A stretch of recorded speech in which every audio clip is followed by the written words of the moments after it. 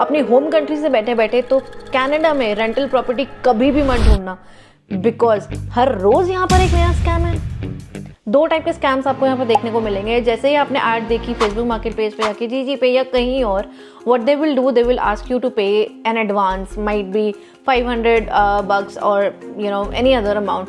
So for example, you have paid the advance money to them considering कि आपने अपना घर बुक करा दिया. Now came to know that there is no such property that exists. वो बंदे का नंबर जो है वो बंद हो गया है, उसने स्विच ऑफ करके रखा हुआ है, cannot contact them and you are stuck in a scam. Secondly, आप वहाँ पर आए हैं बट जो पिक्चर्स डली हुई थी वो पिक्चर्स और एक्चुअल जो प्रॉपर्टी है उसमें ज़मीन आसमान का फ़र्क है। फॉर एग्जांपल, कंडीशन इतनी ज़्यादा वर्स्ट है, एक ही घर में 5-6 लोग रह रहे हैं, they are sharing the same washroom, everything is so dumped in one place, so that is another kind of scam. Now, without wasting much of the time, let's dive into the video and please stay till the end because there are 2 bonus tips that are really important that will come at the end. Let's start the video. अब actually घर ढूंढना कहाँ है? सो आपको घर ढूंढना है Facebook market place पे या किजीजी पे, या फिर you can ask your friends और रिलेटिव्स, अगर उनके पास कोई लीड्स हैं तो वो प्रोवाइड कर सकते हैं. And also there are some rental agencies, they can help you to get the houses because उनके पास कुछ हाउसेज लिस्टेड होते हैं for rental purpose. They can also help you out. Now you are looking for options. बहुत सारे options आपने filter out करके रख लिए जो आपके प्रेफरेंस के अकॉर्डिंग थे. Now you need to set up budget, जिस कंस्ट्रेंट में रहकर ही आपको अपना घर ढूंढना है. So as a thumb rule जो हम फॉलो करते हैं वो है, we should not spend more than 30% of our total income towards the rental expense. So if you earn like 1000 or 1500, you should only spend 30%, like $450 to $500 as your rental expense. Now I'm mentioning some of the approximate rents here because you must be wondering कि actually में rents होते कैसे हैं.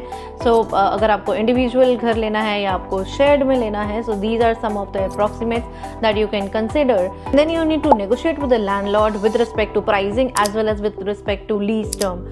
And as a pro tip, अगर आप currently कहीं पर रहते हैं and you need to change your accommodation for any purpose, so आपको क्या करना है, you should look for the houses during fall or winter months because उस समय prices थोड़े से on a lower side होते हैं. But अगर हम बात करें summers में, so summers में prices actually go up and it will be more costly or more on an expensive side to look for a rental home.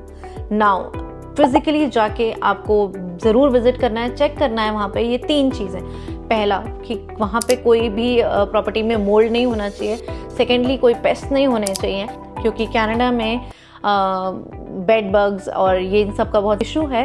And then you need to check whether there is any structural damage in the house, look for it. Now you are exploring so many option. तो आपको ये चीज़ ज़रूर देखनी है कि जो भी आप घर देख रहे हैं वो आपके कॉलेज और यूनिवर्सिटी से पास होना चाहिए और दूसरा आपके वर्क प्लेस से पास होना चाहिए. सो अगर आप बहुत ज़्यादा दूर लेंगे, for example it is 45 minutes away from your work place और योर कॉलेज, तो 45 मिनट्स आना 45 मिनट्स जाना विल बी लाइक 1.5 आवर्स, जो कि बहुत ज़्यादा है. उससे होगा ये इशू कि आप बहुत ज़्यादा एंड ऑफ द डे पे फिजिकली एक्सर्ट हो जाएंगे, आपके पास घर जाके कुछ और करने का टाइम नहीं होगा.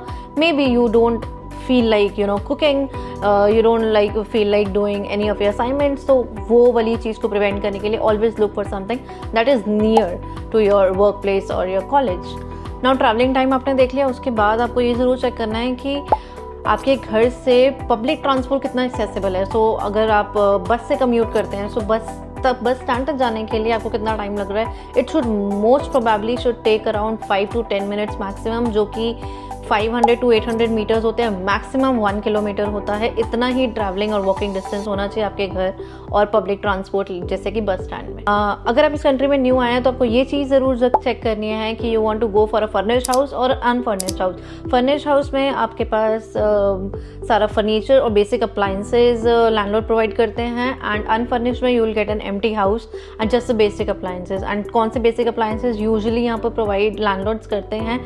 a gas stove, a microwave, a fridge and sometimes laundry as well.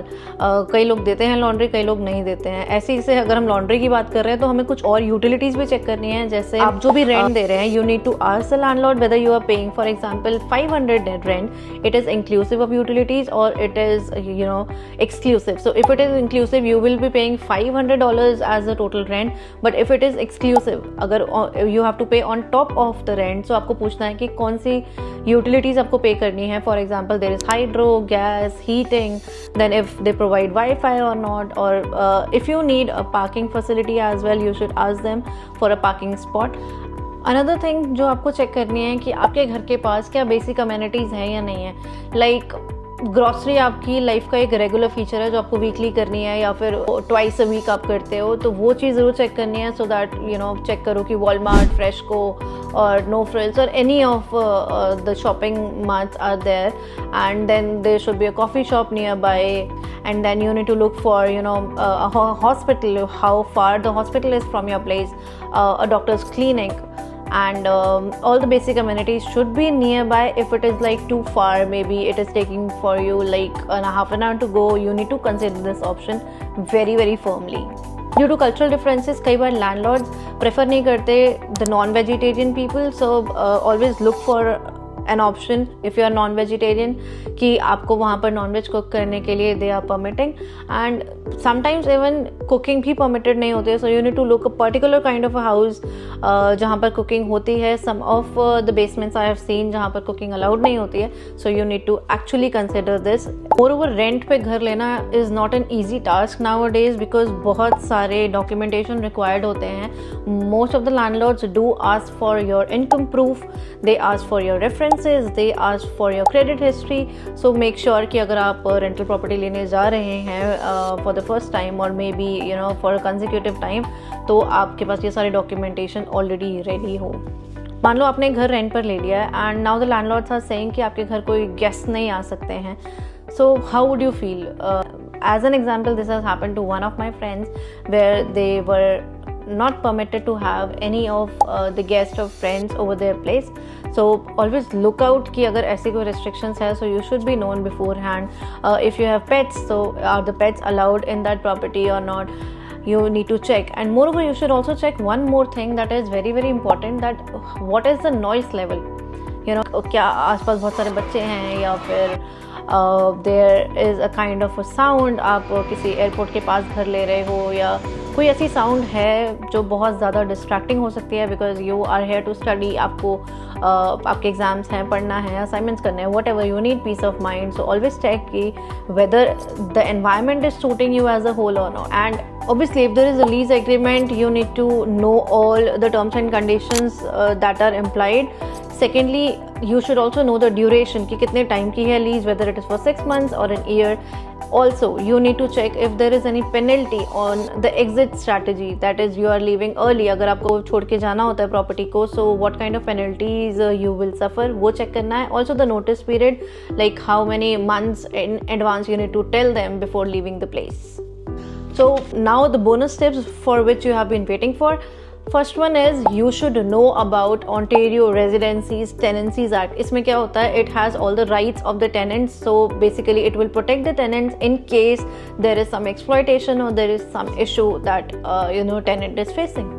Second bonus tip is always get a tenant insurance because your life is so uncertain, you never know what happens next moment. So if in case of an emergency or a mishappening, so you can always rely on the tenant insurance. They will cover the expenses, they'll cover expenses for your own belongings as well as for the landlord. So this is a cost or maybe an expense for you monthly, but it will actually covering a large proportion of your risk.